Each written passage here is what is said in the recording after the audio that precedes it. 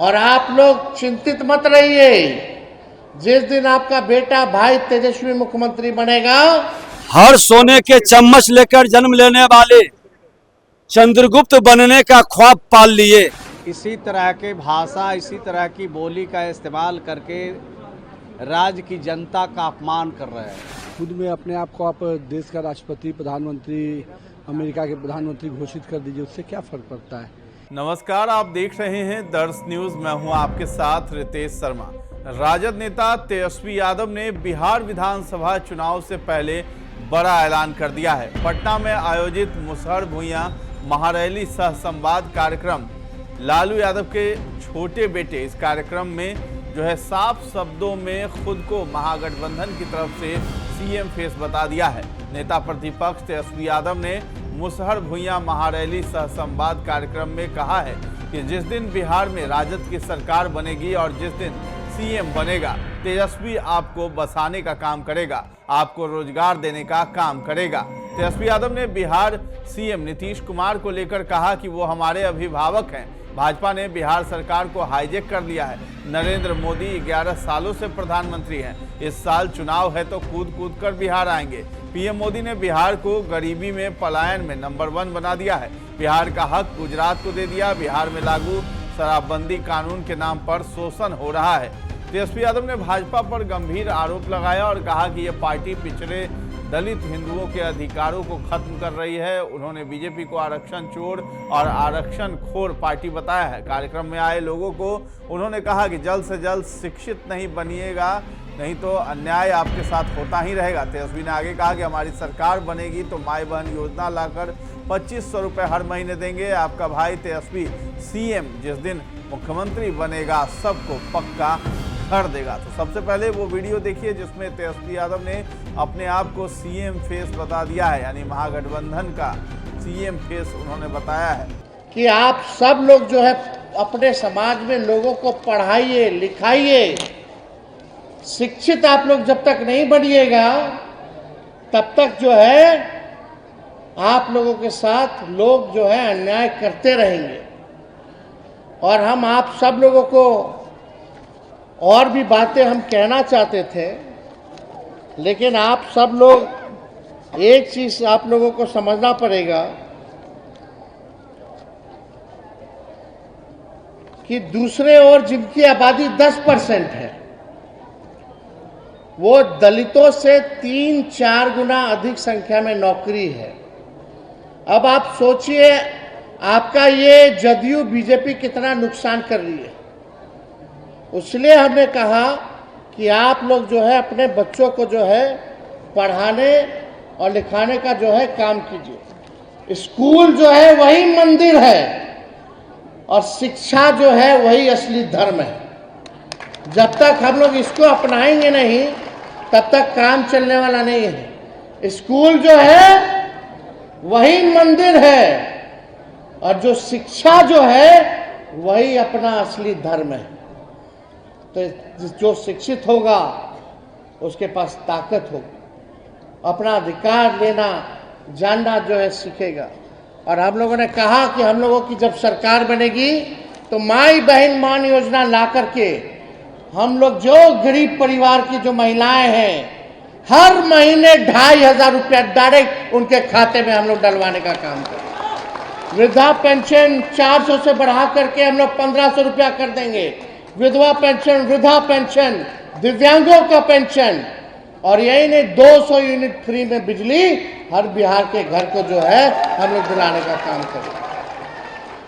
और आप लोग चिंतित मत रहिए, जिस दिन आपका बेटा भाई तेजस्वी मुख्यमंत्री बनेगा, जो लोग नाला के किनारे बसे हुए हैं, जो लोग रैन बसेरा में बसे हुए हैं, जो लोग झुग्गी झोपड़ी में रह रहे हैं, सबको पक्का मकान में रखवाना काम हमारी जिम्मेदारी है। हम तो बस चाहेंगे कि आप सब लोगों का आशीर्वाद मिले, आप लोगों का प्यार मिले। तो आप लोगों का प्यार मिलेगा ना। देखो, गाड़ी अगर पुराना हो जाता है तो खटारा हो जाता है कि नहीं। 15 साल में तो सरकार भी इजाजत देती है, नहीं ना देती है। पुराना 15 साल पुराना गाड़ी चलाने का क्या है कि खटारा हो जाता है, धुआं छोड़ता है। बीच रास्ते में कब पंचर कर जाएगा, कब इंजन बंद हो जाएगा, कोई ठिकाना नहीं। इस सरकार हुआ 15 साल नहीं 20 साल पुरान हो गया। 20 साल पुरान हुआ है कि नहीं? अब पुराना गाड़ी के समय है कि नया गाड़ी के समय है? नया गाड़ी यानी नया सरकार का समय है। तेज रफ्तार से तेजी से विकास बिहार को करना है कि नहीं करना है? तो खटारा गाड़ी को छोड़िए, पुराना सरकार को प्रणाम कीजिए। अब समय सबका हो गया, 20 साल कम थोड़ी होता है। अब नौजवान लोगों को भी मौका मिलना चाहिए और एक बार 5 साल आप लोग मौका दे करके दिखाइए। तेजस्वी का उम्र भले ही कच्चा है लेकिन जुबान कच्चा नहीं है। हमने कहा था नौकरी देंगे तो 5 लाख लोगों को नौकरी दिया, 3.5 लाख नौकरी प्रक्रियाधीन कराया। आज जो बहाली भी निकल रहा है हम ही लोग वाला निकाल रहा है लोग। और तेजस्वी के पहले पेपर लीक होता था, तेजस्वी आया तो कोई पेपर लीक नहीं हुआ और तेजस्वी के हटने के बाद फिर पेपर लीक हो गया। तो आप सब लोगों का प्यार मिले, आप लोगों का साथ मिलेगा, हाथ उठा करके आशीर्वाद दीजिए। तो एकजुट रहना है ना? तो महागठबंधन राष्ट्रीय जनता दल का सरकार बनाना है ना? गरीब जनता का सरकार बनाना है ना? तो चलिए, आप सब लोगों का बहुत बहुत धन्यवाद। आप लोगों का पुनः अभिनंदन करते हुए हम अपनी बात को विराम देते हैं। जय हिंद, जय बिहार।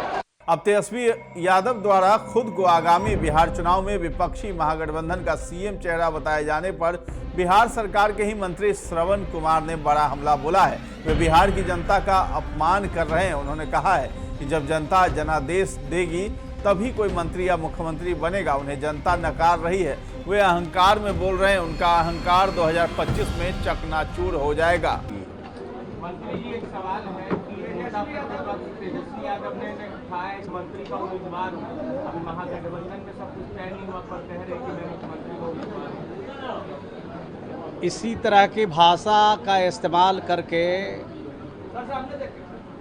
इसी तरह की बोली का इस्तेमाल करके राज्य की जनता का अपमान कर रहे हैं। राज्य की जनता जनादेश देती है और जब जनादेश मिलता है तब जाकर के कोई मंत्री और कोई मुख्यमंत्री का चयन होता है। विधायक दल बैठता है, विधायक चुने जाते हैं, विधायक दल बैठती है, तब फैसला होता है कि कौन मुख्यमंत्री होगा। और मुख्यमंत्री जब बनाए जाते हैं, विधायक दल का नेता चुना जाता है, तब मंत्रियों का चयन का अधिकार माननीय मुख्यमंत्री को मिलता है। विभागों का बंटवारा का अधिकार मुख्यमंत्री को रहता है। तो अहंकार में बोल रहे हैं। बिहार की जनता उनके अहंकार को पहले भी चकनाचूर किया है।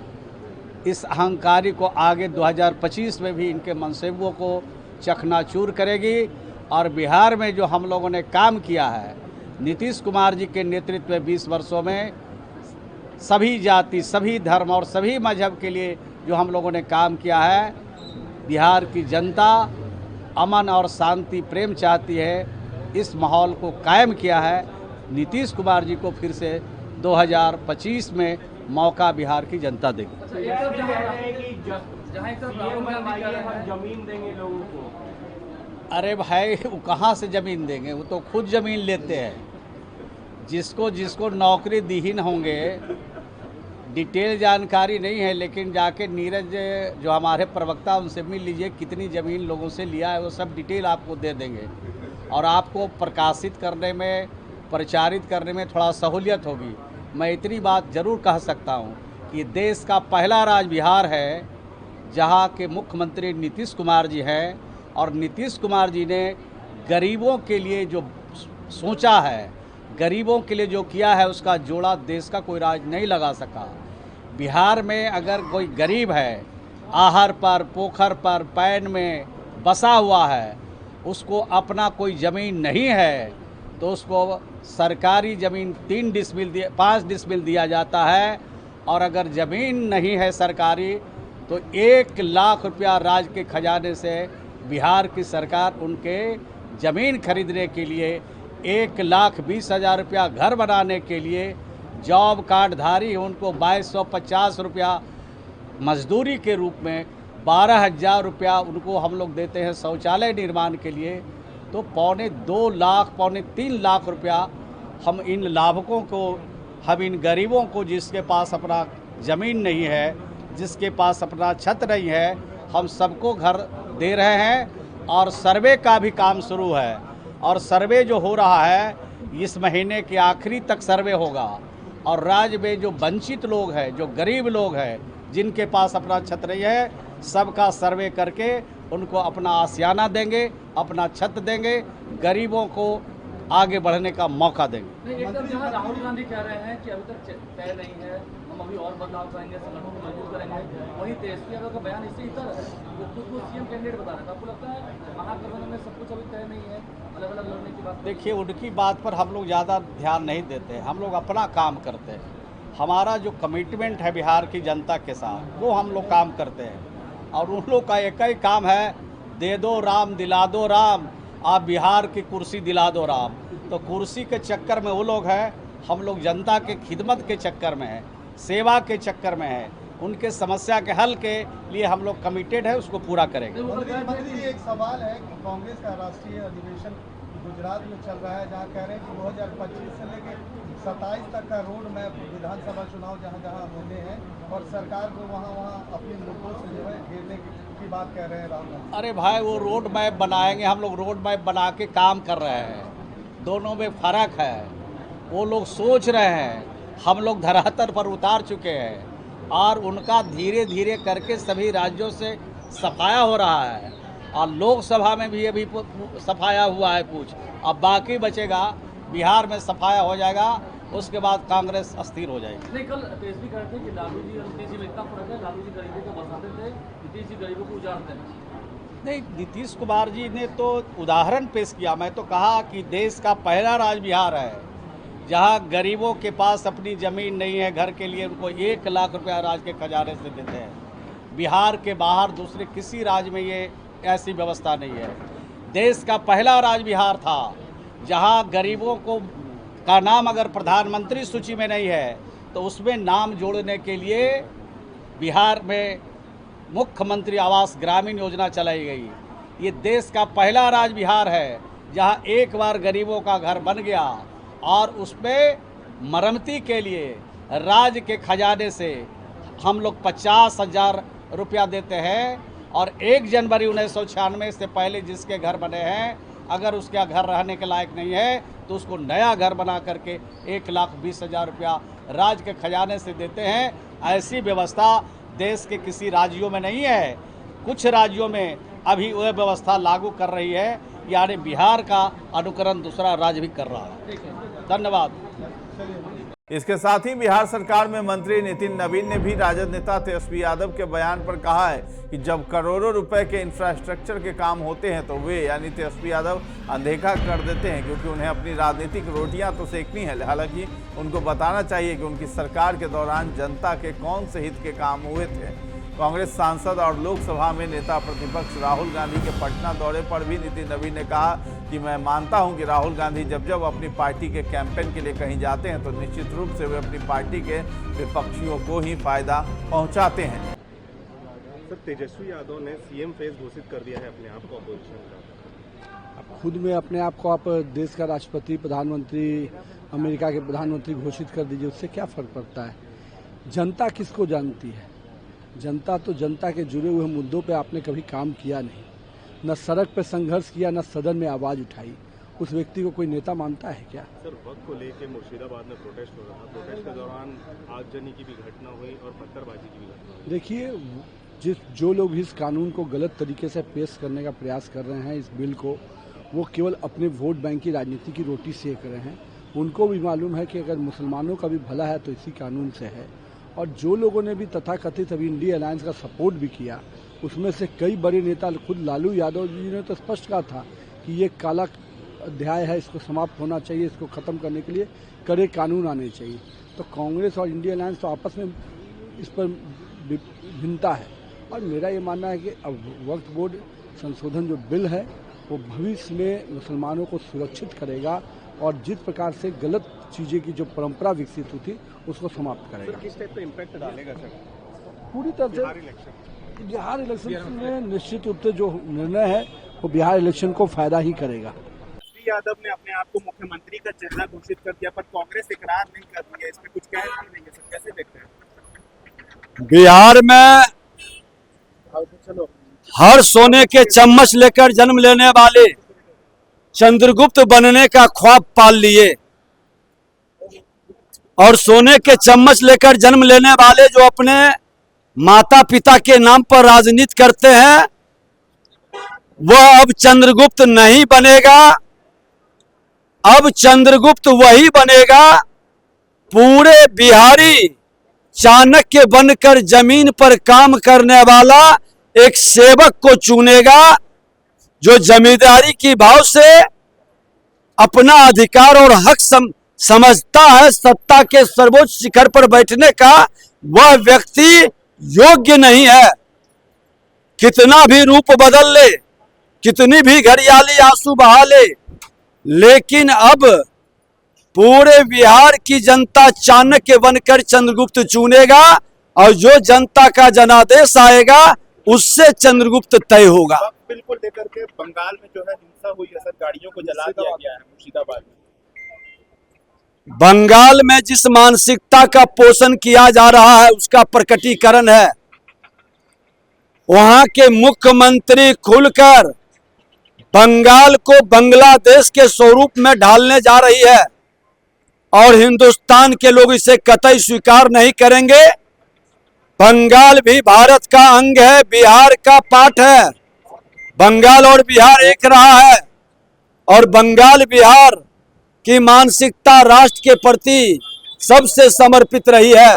आज भी बंगाल में अधिकतर लोग राष्ट्र के प्रति ज्यादा समर्पित हैं, लेकिन बाहर के आए हुए मानसिकता के, बांग्लादेशी मानसिकता के सोच के लोग अगर जो अराजकता उत्पन्न करते हैं तो उसका जवाब सही समय पर मिलेगा और वैसे लोगों पर सख्त कार्रवाई होनी चाहिए। तेजस्वी यादव कह रहे हैं कि वक्त के खिलाफ जो नाराज है दूसरे दल में वो मेरे दल में आएंगे, उन पर विचार किया जाएगा।